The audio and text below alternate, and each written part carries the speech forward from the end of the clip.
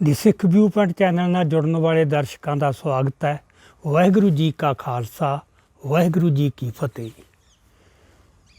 ਪਿਛਲੇ ਦਿਨੀ 9 ਜਨਵਰੀ ਨੂੰ ਦਸਮ ਪਾਤਸ਼ਾਹ ਦੇ ਗੁਰਪੁਰਬ ਦੇ ਮੌਕੇ 'ਤੇ ਭਾਰਤ ਦੇ ਪ੍ਰਧਾਨ ਮੰਤਰੀ ਨਰਿੰਦਰ ਮੋਦੀ ਨੇ ਇੱਕ ਬੜਾ ਵੱਡਾ ਐਲਾਨ ਕੀਤਾ ਕਿ ਜਿਹੜੇ ਛੋਟੇ ਸਾਹਿਬਜ਼ਾਦੇ ਹੈ ਉਹਨਾਂ ਦੇ ਸ਼ਹੀਦੀ ਦਿਹਾੜੇ 'ਤੇ ਭਾਰਤ ਦੇ ਵਿੱਚ ਬਾਲ ਦਿਵਸ ਦੇ ਤੌਰ 'ਤੇ ਮਨਾਇਆ ਜਾਇਆ ਕਰੂਗਾ। ਇਸ ਤੋਂ ਪਹਿਲਾਂ ਜਿਹੜਾ ਬਾਲ ਦਿਵਸ ਸੀ, ਜਿਹਨੂੰ ਚਿਲਡਰਨਸ ਡੇ ਕਹਿੰਦੇ ਨੇ, ਉਹ ਨਹਿਰੂ ਦੇ ਜਨਮ ਦਿਨ 'ਤੇ ਮਨਾਇਆ ਜਾਂਦਾ ਸੀ। ਸੋ ਹੁਣ ਇਹ 9 ਤਰੀਕ ਤੋਂ ਪਹਿਲਾਂ 4-5 ਦਿਨ ਇੱਕ ਬੜੀ ਜ਼ੋਰਦਾਰ ਮੁਹਿੰਮ ਚੱਲੀ ਟਵੀਟਸ 'ਤੇ, ਸੋਸ਼ਲ ਮੀਡੀਆ 'ਤੇ, ਜਿਹਦੇ ਵਿੱਚੋਂ ਬਹੁਤ ਸਾਰੇ ਬੰਦਿਆਂ ਨੇ ਇਹ ਮੰਗ ਕੀਤੀ ਪ੍ਰਧਾਨ ਮੰਤਰੀ ਤੋਂ ਕਿ ਤੁਸੀਂ ਇਹ ਐਲਾਨ ਕਰੋ। ਉਹ ਮੰਗ ਕਰਨ ਵਾਲੇ ਕੋਈ ਹੋਰ ਨਹੀਂ ਸੀ।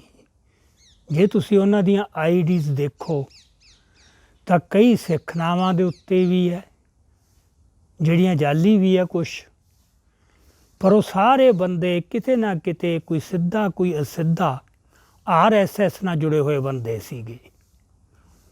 ਸੋ ਇਹ ਮੁਹਿੰਮ ਕੋਈ ਆਪ ਮੁਹਾਰੇ ਚੱਲੀ ਹੋਈ ਮੁਹਿੰਮ ਨਹੀਂ ਸੀ। ਇਹ ਬਕਾਇਦਾ ਇੱਕ ਪੋਲੀਟਿਕਸ ਦਾ ਹਿੱਸਾ ਸੀਗੀ ਕਿ ਪਹਿਲਾਂ ਇਹ ਮਾਹੌਲ ਬਣਾਇਆ ਜਾਵੇ, ਮੰਗ ਉਠਾਈ ਜਾਵੇ ਅਤੇ ਫਿਰ 9 ਤਰੀਕ ਨੂੰ ਇਹਦਾ ਐਲਾਨ ਕੀਤਾ ਜਾਵੇ। ਕਮਾਲ ਦੀ ਗੱਲ ਇਹ ਹੈ ਕਿ ਇਸ ਤੋਂ ਉਸੇ ਮੌਕੇ 9 ਤਰੀਕ ਤੋਂ ਪਹਿਲਾਂ 8 ਤਰੀਕ ਤੱਕ, 5 ਤਰੀਕ ਦੀ ਸ਼ਾਮ ਤੋਂ ਲੈ ਕੇ 8 ਤਰੀਕ ਤੱਕ ਸਾਰੇ ਦੇਸ਼ ਦੇ ਅੰਦਰ ਸਿੱਖਾਂ ਦੇ ਖਿਲਾਫ ਇੱਕ ਨਫ਼ਰਤ ਦੀ ਬੜੀ ਜ਼ਹਿਰੀਲੀ ਮੁਹਿੰਮ ਚਲਾਈ ਗਈ ਸੋਸ਼ਲ ਮੀਡੀਆ 'ਤੇ, ਜਿਹਦੇ ਵਿੱਚ ਉਹਨਾਂ ਨੂੰ 1984 ਦੁਬਾਰਾ ਦੁਹਰਾਉਣ ਦੀਆਂ ਜਿਹੜੀਆਂ ਧਮਕੀਆਂ ਨੰਗੇ ਚਿੱਟੇ ਰੂਪ ਦੇ ਵਿੱਚ ਦਿੱਤੀਆਂ ਗਈਆਂ। ਸੋ ਉਹ ਜਿਹੜੀ ਮੁਹਿੰਮ ਹੈ ਉਹ ਵੀ ਆਪਣੇ ਆਪ ਨਹੀਂ ਸੀ ਚੱਲੀ। ਉਹਦੇ ਪਿੱਛੇ ਵੀ ਇੱਕ ਉਦੇਸ਼ ਸੀ ਅਤੇ RSS ਦੀ ਸਾਰੀ ਹੱਥ ਸੀਗਾ। ਸੋ 5 ਤਰੀਕ ਨੂੰ ਨਰਿੰਦਰ ਮੋਦੀ ਪੰਜਾਬ ਦੇ ਵਿੱਚ ਆਇਆ ਸੀਗਾ, ਜਿੱਥੇ ਕਹਿੰਦੇ ਨੇ ਉਹਨੇ ਕੋਈ ਪੈਕੇਜ ਦਾ ਐਲਾਨ ਕਰਨਾ ਸੀਗਾ। ਇਹ ਸਾਰਿਆਂ ਨੂੰ ਪਤਾ ਹੈ ਕਿ 5 ਤਰੀਕ ਦਾ ਜਿਹੜਾ ਦਿਨ ਚੁਣਿਆ ਉਹਨੇ, ਇੱਥੇ ਵੱਡੀ ਰੈਲੀ ਫਿਰੋਜ਼ਪੁਰ ਦੇ ਵਿੱਚ ਪਲਾਨ ਕੀਤੀ। ਉਹ ਆਗਾਜ਼ ਕਰਨਾ ਸੀਗਾ ਪੰਜਾਬ ਨੂੰ ਸਰ ਕਰਨ ਦੀ ਮੁਹਿੰਮ, ਪੋਲੀਟੀਕਲੀ ਸਰ ਕਰਨ ਦੀ। ਉਸ ਤੋਂ ਪਹਿਲਾਂ ਕਿੰਨਾ ਚਿਰ, ਕਈ ਮਹੀਨੇ ਪਹਿਲਾਂ ਹੀ ਇੱਕ ਮੁਹਿੰਮ ਚਲਾਈ ਕਿ ਨਾਮਵਰ ਸਿੱਖਾਂ ਨੂੰ BJP ਦੇ ਵਿੱਚ ਭਰਤੀ ਕੀਤਾ ਗਿਆ, ਜਿਨ੍ਹਾਂ ਵਿੱਚੋਂ ਜ਼ਿਆਦਾ ਪੋਲੀਟੀਕਲ ਆਗੂ ਸੀ, ਬਹੁਤ ਸਾਰੇ ਧਾਰਮਿਕ ਆਗੂ ਵੀ ਸਿੱਖਾਂ ਦੇ, ਅਤੇ ਕੁਛ ਵਿਦਵਾਨ ਵੀ। ਸੋ ਉਹ BJP ਨਾਲ ਜੁੜੇ ਅਤੇ ਫਿਰ ਇੱਕ ਮਾਹੌਲ ਬਣਾਇਆ ਗਿਆ ਅਤੇ BJP ਦੀ ਜੋ ਸਕੀਮ ਪਤਾ ਲੱਗ ਰਿਹਾ ਸੀ, ਜੋ ਸੋਚ, ਜੋ ਉਹ ਕਰਨਾ ਲੋਚਦੇ ਸੀ, ਉਹ ਇਹ ਸੀ ਕਿ ਇਹਨਾਂ ਇਲੈਕਸ਼ਨਾਂ ਦੇ ਵਿੱਚ BJP ਆਪਦੇ ਬਲਬੂਤੇ ਬਹੁ ਗਿਣਤੀ ਵਿੱਚ ਆਵੇ ਅਤੇ ਆਪਣੀ ਸਰਕਾਰ ਬਣਾਵੇ। ਕਿਉਂਕਿ ਜਿਵੇਂ ਆਪਾਂ ਨੂੰ ਪਤਾ ਹੈ ਕਿ RSS ਦੀ ਇੱਕ ਯੋਜਨਾ ਹੈਗੀ ਆ ਕਿ ਸਾਰੇ ਦੇਸ਼ ਦੇ ਵਿੱਚ ਉਹਦੀ ਸਰਕਾਰ ਹੀ ਹੋਵੇ, ਰਾਜਾਂ ਵਿੱਚ ਵੀ ਉਹਦੀ ਸਰਕਾਰ ਹੋਵੇ, ਤਾਂ ਕਿ ਰਾਜ ਸਭਾ ਦੇ ਵਿੱਚ ਉਹਦੀ ਜਿਹੜੀ ਹੈਗੀ ਆ 2/3 ਬਹੁ ਗਿਣਤੀ ਬਣ ਸਕੇ। ਉਸ ਤੋਂ ਬਾਅਦ ਉਹ ਭਾਰਤ ਦੇ ਸੰਵਿਧਾਨ 'ਚ ਆਪਦੀ ਮਰਜ਼ੀ ਮੁਤਾਬਕ ਜੋ ਵੀ ਸੋਧਾਂ ਕਰਨੀਆਂ ਚਾਹੁੰਦੇ ਨੇ ਉਹ ਸੋਧਾਂ ਕਰ ਲੈਣ।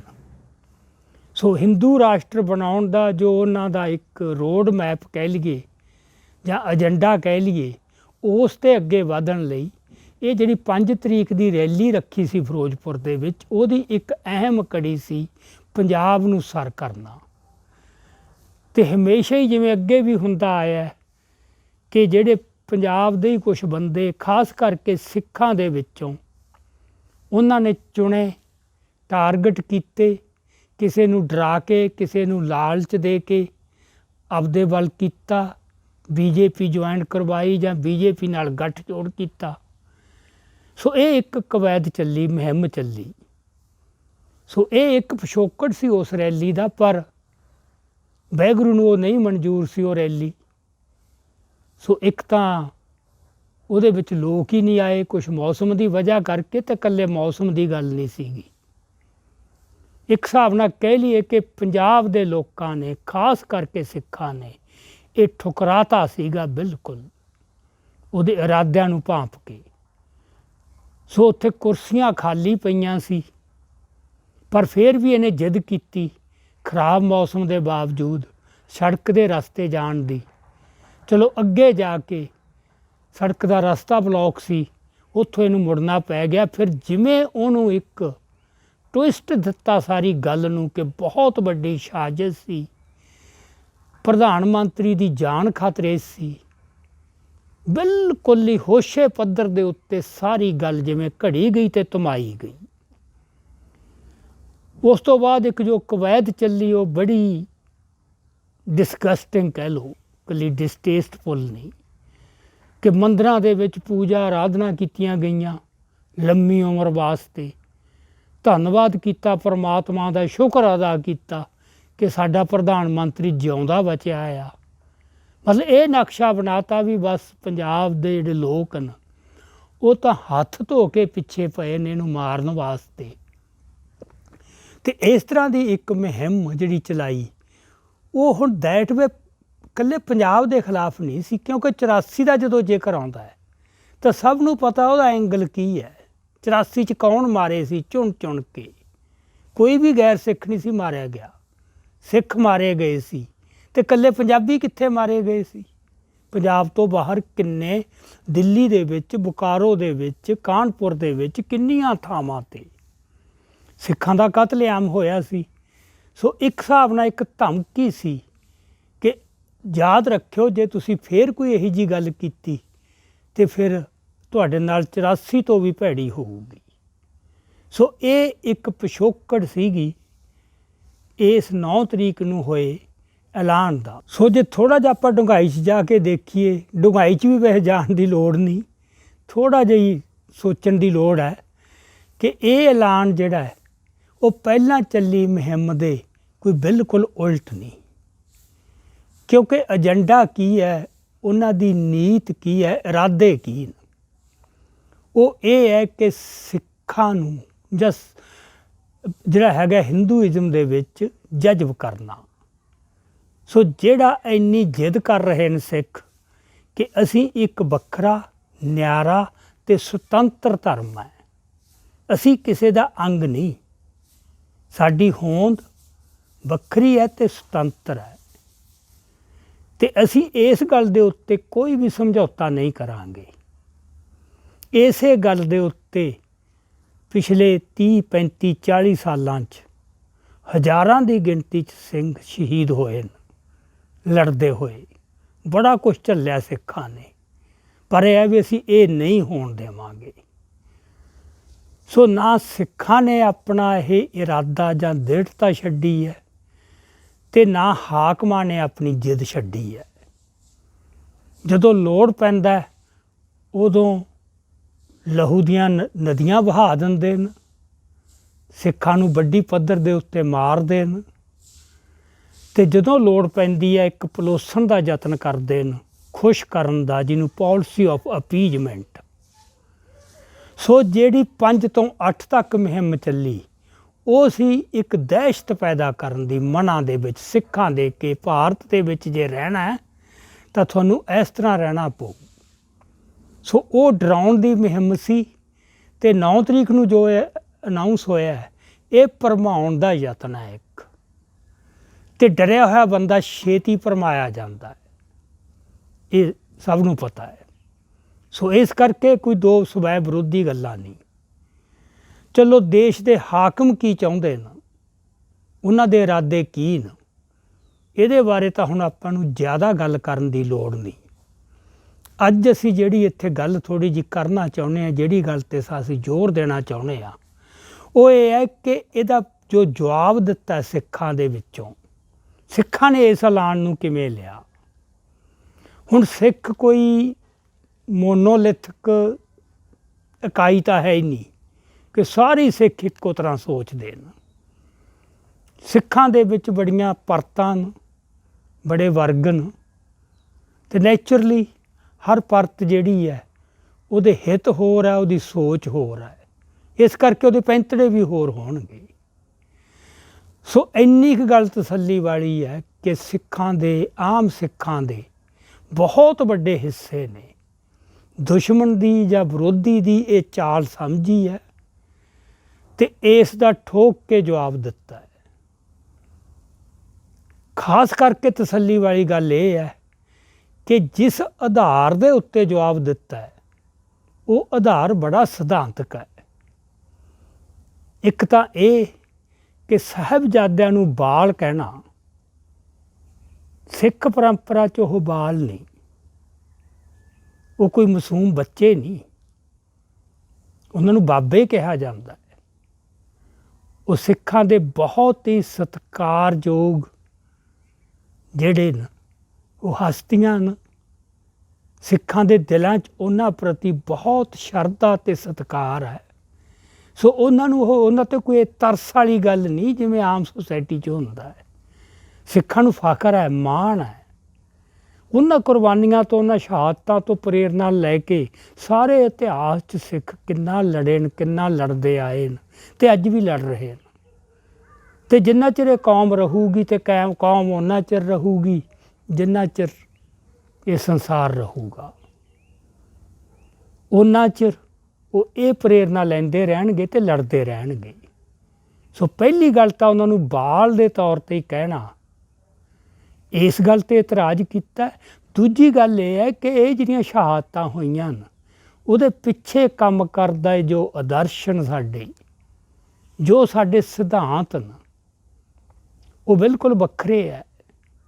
ਉਹਨਾਂ ਨੂੰ ਡਿਲਿਊਟ ਕਰਨ ਦਾ, ਪੇਤਲੇ ਪਾਉਣ ਦਾ ਅਤੇ ਫਿਰ ਆਪਦੇ ਵਿੱਚ ਜਜ਼ਬ ਕਰਨ ਦਾ ਜੇ ਕੋਈ ਯਤਨ ਕੀਤਾ ਜਾਊ ਉਹ ਸਿੱਖ ਮਨਜ਼ੂਰ ਨਹੀਂ ਕਰਨਗੇ। ਸੋ ਕਹਿ ਸਕਦੇ ਹਾਂ ਸਿੱਖ ਕੌਮ ਦੇ ਵੱਡੇ ਜਾਗਰੂਕ ਹਿੱਸੇ ਨੇ ਦੁਸ਼ਮਣ ਦੀ ਨੀਤ ਨੂੰ ਬੁੱਝਿਆ, ਉਹਦੀ ਚਾਲ ਨੂੰ ਬੁੱਝਿਆ, ਉਹਦੇ ਪੈਂਤੜੇ ਨੂੰ ਬੁੱਝਿਆ ਅਤੇ ਉਹਦਾ ਠੋਕ ਕੇ ਜਵਾਬ ਦਿੱਤਾ ਹੈ। ਇਹ ਤਸੱਲੀ ਵਾਲੀ ਅਤੇ ਖੁਸ਼ੀ ਵਾਲੀ ਗੱਲ ਹੈ। ਪਰ ਹਮੇਸ਼ਾ ਹੀ ਜਿਵੇਂ ਪਿਛਲੇ ਇਤਿਹਾਸ 'ਚ ਵੀ ਹੁੰਦਾ ਆਇਆ ਹੈ, ਕੌਮ ਦੇ ਵਿੱਚ ਹਮੇਸ਼ਾ ਹੀ ਇੱਕ ਵਰਗ ਰਿਹਾ, ਪਹਿਲਾਂ ਤੋਂ ਹੀ ਰਿਹਾ, ਜਿਹੜਾ ਆਪਦੀਆਂ ਨਿੱਜੀ ਗਰਜ਼ਾਂ ਵਾਸਤੇ, ਨਿਰੋਲ ਨਿੱਜੀ ਗਰਜ਼ਾਂ, ਪਦਾਰਥਕ ਸੰਸਾਰੀ ਫਾਇਦਿਆਂ ਵਾਸਤੇ ਕੌਮ ਦਾ ਸਭ ਕੁਛ ਦਾਅ 'ਤੇ ਲਾਉਣ ਨੂੰ ਤਿਆਰ ਰਹਿੰਦਾ ਹੈ। ਉਹ ਅਸੀਂ ਉਹਨਾਂ ਸਮਿਆਂ 'ਚ ਵੀ ਦੇਖਿਆ ਜਦੋਂ ਹਜ਼ਾਰਾਂ ਦੀ ਗਿਣਤੀ 'ਚ ਨੌਜਵਾਨ ਘਰ-ਬਾਰ ਛੱਡ ਕੇ ਸ਼ਹਾਦਤਾਂ ਦੇ ਰਹੇ ਸੀਗੇ। ਉਦੋਂ ਵੀ ਬਥੇਰੇ ਅਜਿਹੇ ਜਿਹੜੇ ਕੌਮ ਦੇ ਵਿੱਚੋਂ ਬੇਗੈਰਤੇ ਬੰਦੇ ਸੀਗੇ, ਉਹਨਾਂ ਨੇ ਕੋਈ ਕਸਰ ਨਹੀਂ ਸੀ ਛੱਡੀ। ਉਦੋਂ ਵੀ ਉਹ ਸਰਕਾਰ ਦੇ ਨਾਲ ਕੋਈ ਚੋਰੀ ਛਿਪੇ, ਕੋਈ ਖੁੱਲ੍ਹ ਕੇ ਸਾਂਝਾਂ ਪਾਉਂਦੇ ਰਹੇ ਅਤੇ ਨਿਭਾਉਂਦੇ ਰਹੇ ਅਤੇ ਈਵਨ ਕ੍ਰਾਈਮ ਕਰਨ ਤੱਕ ਕੌਮ ਦੇ ਖਿਲਾਫ ਉਹ ਜਾਂਦੇ ਰਹੇ ਨੇ। ਇਹ ਕੋਈ ਬਹੁਤੀ ਪੁਰਾਣੀ ਗੱਲ ਨਹੀਂ, ਇਹ ਸਾਡੀਆਂ ਅੱਖਾਂ ਦੇ ਸਾਹਮਣੇ ਸਭ ਕੁਛ ਵਾਪਰਿਆ। ਸੋ ਇਸ ਕਰਕੇ ਉਹ ਸਾਰਾ ਕੁਛ ਅਜੇ ਚੇਤੇ ਆਇਆ ਅਤੇ ਹੁਣ ਫਿਰ ਇਸ ਤਰ੍ਹਾਂ ਹੋਇਆ ਕਿ ਕੌਮ ਦੀ ਉਹ ਪਰਤ, ਇੱਕ ਤਾਂ ਜਿਹੜੇ ਰਾਜਸੀ ਆਗੂ ਨੇ, ਜਿਹੜੇ ਹਕੂਮਤੀ ਤਾਕਤ ਜਿੰਨੀ ਕੁ ਵੀ ਮਿਲਦੀ ਹੈ, ਬੁਰਕੀ 'ਚੋਂ ਜਿੰਨਾ ਕੁ ਵੀ ਹਿੱਸਾ ਮਿਲਦਾ ਹੈ ਉਹ ਲੈਣ ਵਾਸਤੇ, ਮਤਲਬ ਕੇਂਦਰ ਦੀ ਸਰਪ੍ਰਸਤੀ ਦੇ ਹੇਠ ਜਿਹੜੀ ਲੰਗੜੀ ਜਿਹੀ ਸੂਬੇਦਾਰੀ ਹੈ, ਜਿਹੜੀ ਉਂਝੀ ਜਲੀਲ ਕਰਨ ਵਾਲੀ ਹੈ, ਉਹ ਲੈਣ ਵਾਸਤੇ ਵੀ ਤਰਲੋ ਮੱਛੀ ਹੋ ਰਹੇ ਨੇ। ਉਹਦੇ ਸਰਗਣੇ ਬਾਦਲ ਸੀਗੇ, ਪਰ ਹੁਣ ਉਹਦੇ ਵਿੱਚ ਬਾਦਲਾਂ ਨੂੰ ਵੀ ਪਿੱਛੇ ਛੱਡ ਰਹੇ ਨੇ ਬੰਦੇ, ਅਤੇ ਖਾਸ ਕਰਕੇ ਕੈਪਟਨ ਅਮਰਿੰਦਰ ਸਿੰਘ। ਅਤੇ ਦੁੱਖ ਅਤੇ ਅਫਸੋਸ ਵਾਲੀ ਗੱਲ ਕਿ ਸੁਖਦੇਵ ਸਿੰਘ ਢੀਂਡਸਾ ਵਰਗੇ ਬੰਦੇ ਜਿਨ੍ਹਾਂ ਦੇ ਚਿਹਰੇ ਬੜੇ ਬੀਬੇ ਹੈ, ਅਤੇ ਜਿਹੜੇ ਅਜੇ ਕੱਲ੍ਹ ਤੱਕ ਹੀ ਬਾਦਲਾਂ ਨੂੰ ਟੁੱਟ ਕੇ ਕਹਿ ਰਹੇ ਸੀ ਵੀ ਇਹਨਾਂ ਨੇ ਕੌਮ ਦੇ ਹਿੱਤ ਵੇਚਤੇ ਆਪਦੇ ਹਿੱਤਾਂ ਵਾਸਤੇ, ਉਹ ਅੱਜ ਜਾ ਕੇ ਫਿਰ ਬਿਲਕੁਲ ਦੁਸ਼ਮਣ ਦੀ ਝੋਲੀ 'ਚ ਜਾ ਬੈਠੇ ਨੇ ਅਤੇ ਉਹਨਾਂ ਵਾਲੀ ਬੋਲੀ ਉਦੋਂ ਵੀ ਬੇਸ਼ਰਮੀ ਦੀ ਪੱਧਰ 'ਤੇ ਬੋਲ ਰਹੇ ਨੇ। ਇਹ ਸਾਨੂੰ ਦੁੱਖ ਹੋਇਆ ਹੈ। ਇਸ ਤੋਂ ਵੀ ਵੱਧ ਜਿਹੜਾ ਦੁੱਖ ਹੋਇਆ ਹੈ, ਉਹ ਹੋਇਆ ਬਾਬਾ ਹਰਨਾਮ ਸਿੰਘ ਧੁੰਮਾ, ਦਮਦਮੀ ਟਕਸਾਲ ਦੇ ਮੁਖੀ ਗਿਆਨੀ ਹਰਨਾਮ ਸਿੰਘ ਜੀ ਧੁੰਮਾ ਵੱਲੋਂ ਬਿਆਨ ਦੇ ਕੇ ਪ੍ਰਧਾਨ ਮੰਤਰੀ ਦੇ ਇਸ ਫੈਸਲੇ ਦਾ ਸਵਾਗਤ ਕਰਨਾ, ਸ਼ਲਾਘਾ ਕਰਨੀ ਤੇ ਉਹਦਾ ਧੰਨਵਾਦ ਕਰਨਾ। ਇਹ ਸਭ ਤੋਂ ਵੱਧ ਦੁੱਖ ਤੇ ਅਫਸੋਸ ਵਾਲੀ ਗੱਲ ਹੈ, ਕਿਉਂਕਿ ਸਭ ਨੂੰ ਪਤਾ ਹੈ ਕਿ ਜੋ ਪਿਛਲਾ ਸੰਘਰਸ਼ ਚੱਲਿਆ 78 ਤੋਂ ਲੈ ਕੇ 95 ਤੱਕ, ਉਹਦੇ ਵਿੱਚ ਦਮਦਮੀ ਟਕਸਾਲ ਦੇ ਜਿਹੜੇ ਉਸ ਮੌਕੇ ਮੁਖੀ ਸੀ ਸੰਤ ਜਰਨੈਲ ਸਿੰਘ ਜੀ ਖਾਲਸਾ ਭਿੰਡਰਾਂ ਵਾਲੇ, ਤੇ ਉਹਨਾਂ ਦੇ ਕਿੱਡੇ ਨਿਕਟ ਸਾਥੀ ਭਾਈ ਅਮਰੀਕ ਸਿੰਘ, ਬਾਬਾ ਠਾਰਾ ਸਿੰਘ ਤੇ ਦਰਜਨਾਂ ਨਹੀਂ ਸੈਂਕੜਿਆਂ ਦੀ ਗਿਣਤੀ ਵਿੱਚ ਹੋਰ ਜੁਝਾਰੂ ਸਿੰਘ, ਉਹਨਾਂ ਨੇ ਦਰਬਾਰ ਸਾਹਿਬ ਦੀ ਅਜ਼ਮਤ ਦੀ ਰਾਖੀ ਕਰਦਿਆਂ ਜਿੱਡੀ ਸੂਰਮਗਤੀ ਭਰੀ ਜੰਗ ਲੜੀ, ਤੇ ਜਿੱਥੇ ਇੱਕ ਵੱਡੇ ਕਿੱਸੇ ਕਾਂਡ ਜਾਂ ਆਪਾਂ ਮਿੱਥ ਸਿਰਜਤੇ 18ਵੀਂ ਸਦੀ ਤੋਂ ਬਾਅਦ ਮੁੜ ਕੇ ਕਿਤੇ ਜਾ ਕੇ ਇਹ ਦਿਖਾਇਆ ਕਿ ਸਿੱਖ ਜਿਉਂਦੇ ਹੈ ਤੇ ਜਾਗਦੇ ਹੈ, ਉਹੀ ਕੁਛ ਫੇਰ ਕਰ ਸਕਦੇ ਹੈ। ਸੋ ਉਹ ਦਮਦਮੀ ਟਕਸਾਲ, ਉਸ ਤੋਂ ਬਾਅਦ ਸਾਰੇ ਸੰਘਰਸ਼ ਦੌਰਾਨ ਦਮਦਮੀ ਟਕਸਾਲ ਦੇ ਸੈਂਕੜਿਆਂ ਦੀ ਗਿਣਤੀ 'ਚ ਸਿੰਘਾਂ ਨੇ ਸ਼ਹਾਦਤਾਂ ਪਾਈਆਂ ਤੇ ਬੜੀ ਸੂਰਮਗਤੀ ਨਾਲ ਲੜੇ ਨੇ ਉਸ ਸੰਘਰਸ਼ ਦੇ ਵਿੱਚ। ਇੱਕ ਘਟਨਾ ਦਾ ਮੈਂ ਖੁਦ ਚਸ਼ਮਦੀਦ ਗਵਾਹ। ਉਸ ਮੌਕੇ ਬਾਬਾ ਠਾਕਰ ਸਿੰਘ ਉਸ ਸੰਸਥਾ ਦੇ ਮੁਖੀ ਸੀ, ਜਿਨ੍ਹਾਂ ਬਾਰੇ ਕਾਫੀ ਕੁਛ ਸੁਣਿਆ ਗਿਆ ਜਿਹੜਾ ਦਿਲ ਨੂੰ ਸੱਟ ਮਾਰਨ ਵਾਲਾ ਵੀ ਹੈ ਕਿ ਉਹ ਥਿੜਕਦੇ ਰਹੇ ਜਾਂ ਕੁਛ ਕਰਦੇ ਰਹੇ। ਆਪਾਂ ਇਸ ਗੱਲ 'ਚ ਨਾ ਜਾਈਏ, ਪਰ ਮੇਰੀਆਂ ਅੱਖਾਂ ਦੇ ਸਾਹਮਣੇ ਉਹਨਾਂ ਨੇ ਇੱਕ ਵਾਰ ਇੱਕ ਸਿੰਘ ਭੇਜਿਆ ਸੀ 5 ਕਛਹਿਰੇ ਦੇ ਕੇ ਕਿ 5 ਜਰਨੈਲਾਂ ਨੂੰ ਬਾਬਾ ਠਾਕਰ ਸਿੰਘ ਵੱਲੋਂ ਇੱਕ ਭੇਟਾ ਕੀਤੀ ਗਈ ਸੀਗੀ। 5 ਕਛਹਿਰੇ 5 ਜਰਨੈਲਾਂ ਨੂੰ। ਉਹ ਜਰਨੈਲ ਕਿਹੜੇ ਸੀ? ਉਹਨਾਂ ਵਿੱਚ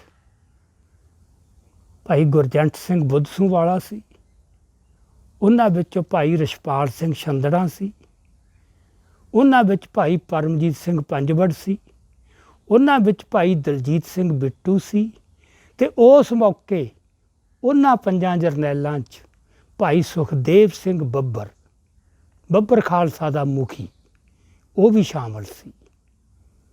ਇਹ ਮੈਂ ਕੋਈ ਸੁਣੀ ਸੁਣਾਈ ਗੱਲ ਨਹੀਂ ਕਰ ਰਿਹਾ, ਇਹ ਮੇਰੀਆਂ ਅੱਖਾਂ ਦੇ ਸਾਹਮਣੇ ਵਾਪਰੀ ਹੈ। ਜਿਹਨੂੰ ਕਮਜ਼ੋਰ ਮੁਖੀ ਕਹਿੰਦੇ ਸੀ,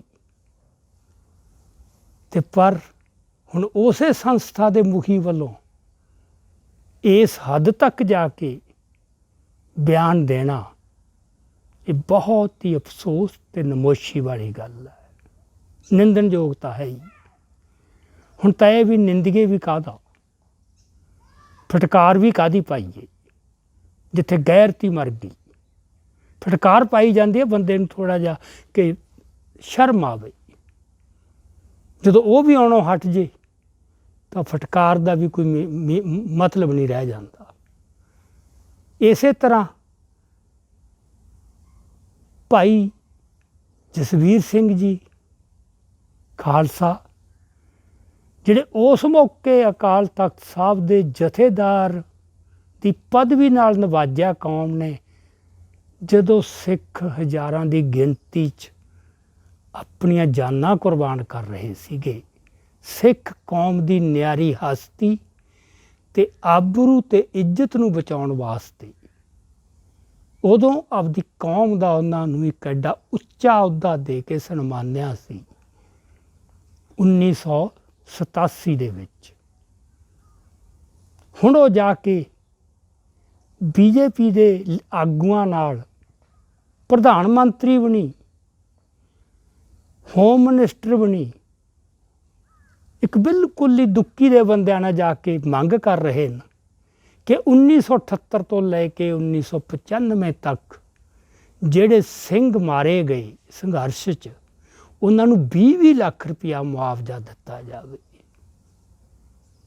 ਬਹੁਤ ਹੀ ਸ਼ਰਮਨਾਕ ਗੱਲ ਹੈ। ਭਾਈ ਗੁਰਜੰਟ ਸਿੰਘ ਬੁੱਧਸੂ ਵਾਲਾ ਦੀ ਸ਼ਹਾਦਤ ਦਾ ਮੁੱਲ 20 ਲੱਖ ਪਾਓਗੇ, ਭਾਈ ਰਛਪਾਲ ਸਿੰਘ ਛੰਦਰਾਂ ਦੀ ਸ਼ਹਾਦਤ ਦਾ ਮੁੱਲ 20 ਲੱਖ ਪਾਓਗੇ। ਭਾਈ ਬਾਬਾ ਗੁਰਬਚਨ ਸਿੰਘ ਮਾਣੋਚਾਲ ਦੀ ਸ਼ਹਾਦਤ ਦਾ ਮੁੱਲ 20 ਲੱਖ ਪਾਓਗੇ।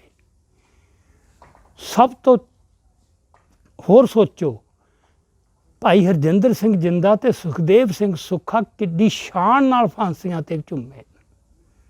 ਤੁਸੀਂ ਹੁਣ ਉਹਨਾਂ ਦਾ 20 ਲੱਖ ਰੁਪਇਆ ਮੰਗੋਗੇ। ਇਹ ਤਾਂ ਕਦੇ ਵੀ ਕਿਸੇ ਨੇ ਸੋਚਿਆ ਨਹੀਂ ਸੀ ਵੀ ਆਹ ਗੱਲਾਂ ਵੀ ਹੋਣਗੀਆਂ, ਪਰ ਉਹ ਹੋ ਰਹੀਆਂ, ਦੇਖਣੀਆਂ ਪੈ ਰਹੀਆਂ ਤੇ ਸਹਿਣ ਵੀ ਕਰਨੀਆਂ ਪੈ ਰਹੀਆਂ। ਸੋ ਕੁਛ ਨਹੀਂ ਕਰ ਸਕਦੇ, ਫਟਕਾਰਾਂ ਹੀ ਦੇ ਸਕਦੇ ਹਾਂ। ਤੇ ਇਹ ਗੱਲ ਉਹ ਯਾਦ ਰੱਖਣ, ਪਰ ਕਦੇ ਵੀ ਕੋਈ ਜਿਹੜੇ ਗਦਾਰ ਨੇ ਉਹ ਆਪਦੀਆਂ ਮੌਕੇ ਦੀਆਂ ਲਾਲਸਾਵਾਂ ਕਰਕੇ ਕਦੇ ਵੀ ਇਤਿਹਾਸ ਤੋਂ ਕੋਈ ਸਬਕ ਨਹੀਂ ਸਿੱਖਦੇ ਹੁੰਦੇ, ਕਿਉਂਕਿ ਉਹਨਾਂ ਨੂੰ ਇਹ ਫਟਕਾਰਾਂ ਦੀ ਸਾਨੂੰ ਕੀ ਪਰਵਾਹ ਹੈ। ਉਹਨਾਂ ਨੂੰ ਚੰਗੀ ਤਰ੍ਹਾਂ ਪਤਾ ਗੱਲ ਫਟਕਾਰਾਂ ਤੱਕ ਕਦੇ ਵੀ ਨਹੀਂ ਰਹਿੰਦੀ ਹੁੰਦੀ, ਇਹ ਤੋਂ ਅੱਗੇ ਵੀ ਜਾਂਦੀ ਹੈ। ਸਿਰੇ ਦੀਆਂ ਸਜ਼ਾਵਾਂ ਵੀ ਦਿੰਦੀ ਹੈ ਕੌਮ ਜਦੋਂ ਆਪਣੀ ਆਈ ਤੇ ਆ ਜੇ। ਸੋ ਇਸ ਤਰ੍ਹਾਂ ਮਤਲਬ ਜਿਸ ਰਾਹ ਪੈ ਗਏ ਨੇ, ਇਹ ਬਹੁਤ ਅਫਸੋਸ ਵਾਲੀ ਗੱਲ ਹੈ। ਹੁਣ ਇੱਥੇ ਗੱਲ ਜਿਹੜੀ ਸਾਨੂੰ ਸਮਝਣ ਵਾਸਤੇ ਹੈ, ਚਲੋ ਇਹਨਾਂ ਦੀ ਗੱਲ ਛੱਡ ਦਿੰਦੇ ਹਾਂ ਆਪਾਂ। ਜਿਹੜਾ ਸਾਡਾ ਅਕਾਲ ਤਖ਼ਤ ਸਾਹਿਬ ਦੇ ਜਥੇਦਾਰ ਨੇ, ਉਂਝ ਤਾਂ ਕਿਉਂਕਿ ਉਹ ਬਾਦਲਾਂ ਵੱਲੋਂ ਨਿਯੁਕਤ ਕੀਤੇ ਜਥੇਦਾਰ ਨੂੰ ਕੋਈ ਕੌਮ ਵੱਲੋਂ ਚੁਣੇ, ਜਾਂ ਇਹ ਅਹੁਦਾ ਉਹਨਾਂ ਨੂੰ ਕਿਸੇ ਕੌਮ ਨੇ ਨਹੀਂ ਨਵਾਜਿਆ, ਇਹ ਤਾਂ ਬਾਦਲਾਂ ਦੇ ਆਸ਼ੀਰਵਾਦ ਨਾਲ ਉੱਥੇ ਬੈਠੇ। ਸੋ ਉਹ ਤੋਂ ਬਹੁਤੀ ਉਮੀਦ ਸਾਨੂੰ ਨਹੀਂ, ਪਰ ਘੱਟੋ ਘੱਟ ਉਮੀਦ ਤਾਂ ਹੁੰਦੀ ਹੈ ਕਿ ਕੋਈ ਇਹੋ ਜਿਹਾ ਬਿਆਨ ਨਾ ਦੇਵੇ ਜਿਹਦੇ ਨਾਲ ਕੌਮ ਨੂੰ ਅਪਮਾਨਿਤ ਹੋਣਾ ਪਵੇ। ਜੇ ਉਹਦਾ ਡਟ ਕੇ ਵਿਰੋਧ ਨਹੀਂ ਸੀ ਕਰ ਸਕਦਾ, ਮਤਲਬ ਇੰਨੀ ਮਲਮੀ ਜੀ ਜੀਭ ਨਾਲ ਕਹਿ ਕੇ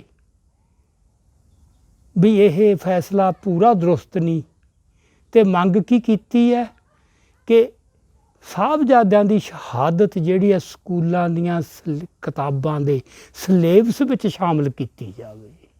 ਕੀ ਤੋਂ ਮੰਗ ਕਰ ਰਹੇ ਨੇ? ਅਜੋਕੇ ਹਾਕਮਾਂ ਤੋਂ, ਸਰਕਾਰ ਤੋਂ। ਤੇ ਉਹ ਸਰਕਾਰ ਕਿਹੜੀ ਹੈ? ਮਤਲਬ ਪਿਛਲੇ ਸਾਰੇ ਸਮੇਂ ਜੇ ਇਹ ਗੱਲਾਂ 1947-48 'ਚ ਹੋਈਆਂ ਹੁੰਦੀਆਂ ਤਾਂ ਚਲੋ ਸਮਝਿਆ ਜਾ ਸਕਦਾ ਸੀ ਕਿ ਬੰਦਿਆਂ ਨੂੰ ਅਜੇ ਪਤਾ ਨਹੀਂ ਉਹਨਾਂ ਦੇ ਕਿਰਦਾਰ ਦਾ ਕਿ ਉਹ ਕਿਵੇਂ ਹੋਣਗੇ। ਹੁਣ ਜਦੋਂ ਇੰਨਾ ਪੁਲਾਂ ਹੇਠ ਦੀ ਇਕੱਲਾ ਪਾਣੀ ਨਹੀਂ, ਲਹੂ ਵਗ ਚੁੱਕਿਆ, ਇਦੋਂ ਵੱਡੀ ਗੱਲ ਕੀ ਹੋ ਜੂਗੀ। 18ਵੀਂ ਸਦੀ ਤੋਂ ਬਾਅਦ ਪਹਿਲੀ ਵਾਰ ਦਰਬਾਰ ਸਾਹਿਬ ਉੱਤੇ ਉਦੋਂ ਵੀ ਵੱਧ ਕਹਿਰ ਭਰਿਆ ਹਮਲਾ ਹੋਇਆ। ਕਿੰਨੇ ਨਹੱਥੇ ਵੀ ਨਾਲ ਮਤਲਬ ਜਿਹੜੇ ਸ਼ਰਧਾਲੂ ਨੇ ਉਹ ਮਾਰੇ ਆ ਤੁਸੀਂ ਸੈਂਕੜਿਆਂ ਦੀ ਗਿਣਤੀ 'ਚ, ਕਿੰਨੀ ਬੁਰੀ ਤਰ੍ਹਾਂ। ਅਤੇ ਮੁੜ ਕੇ ਪੰਜਾਬ 'ਚ ਕਿੰਨੇ ਸਾਲ ਜ਼ਬਰ ਦੀ ਜਿਹੜੀ ਇੱਕ ਝੱਖੜ ਚਲਾਇਆ, ਉਹ ਸਾਰਾ ਕੁਛ ਭੁੱਲ ਗਏ। ਫਿਰ ਪਤਾ ਨਹੀਂ ਮਤਲਬ ਜਿਹੜੇ ਇਹ ਬੰਦੇ ਰਾਜ ਕਰ ਰਹੇ ਨੇ ਅੱਜ, ਕੋਈ ਹੈ, ਭਾਵੇਂ ਕਾਂਗਰਸ ਹੈ, ਭਾਵੇਂ BJP ਹੈ, ਭਾਵੇਂ ਆਪ ਹੈ, ਕੋਈ ਵੀ ਆ ਜੇ, ਵੀ ਉਹਨਾਂ ਦਾ ਸਾਡੇ ਨਾਲ ਰਿਸ਼ਤਾ ਕੀ ਹੈ ਅਤੇ ਉਹਨਾਂ ਦੇ ਇਰਾਦੇ ਕੀ ਨੇ। ਜੇ ਤੁਹਾਨੂੰ ਦੁਸ਼ਮਣ ਦੇ ਇਰਾਦਿਆਂ ਦਾ ਪਤਾ ਨਹੀਂ, ਦੁਸ਼ਮਣ ਦੇ ਕਿਰਦਾਰ ਦਾ ਪਤਾ ਨਹੀਂ, ਉਹਦੇ ਖਾਸੇ ਦਾ ਪਤਾ ਨਹੀਂ, ਅਤੇ ਤੁਸੀਂ ਕੌਮ ਦੀ ਰੱਖੀ ਕਿਵੇਂ ਕਰ ਲਓਗੇ। ਅਤੇ ਜਿਹੜੇ ਕੌਮ ਦੇ ਰਖਵਾਲੇ ਹੀ ਇਹੋ ਜਿਹੇ ਹੋ ਗਏ ਜਿਨ੍ਹਾਂ ਨੂੰ ਨਾ ਸੋਝੀ ਹੈ ਅਤੇ ਨਾ ਨੈਤਿਕ ਕਿਰਦਾਰ ਹੈ, ਤਾਂ ਫਿਰ ਕੀ ਹੋ ਸਕਦਾ ਇੱਥੇ? ਕੀ ਉਹ ਸਤਿਕਾਰ ਦੇ ਹੱਕਦਾਰ ਬਣਦੇ ਨੇ ਕੌਮ ਦੇ ਦਾ? ਸੋ ਕੱਲ੍ਹ ਨੂੰ ਗੱਲ ਇੱਦੋਂ ਅੱਗੇ ਵੱਧਦੀ ਹੈ। ਜੇ ਅੱਜ ਤਾਂ ਲਾਹਨਤਾਂ ਹੀ ਪਾਊ ਕੌਮ, ਪਰ ਯਾਦ ਰੱਖਿਓ ਇਹ ਪਹਿਲਾਂ ਵੀ ਕੌਮ ਸਜ਼ਾਵਾਂ ਦਿੰਦੀ ਹੈ ਕਿਸੇ ਨਾ ਕਿਸੇ ਮੌਕੇ। ਇਹ ਕੌਮ ਦਾ ਸਿਰ ਨੀਵਾਂ ਨਾ ਕਰੋ।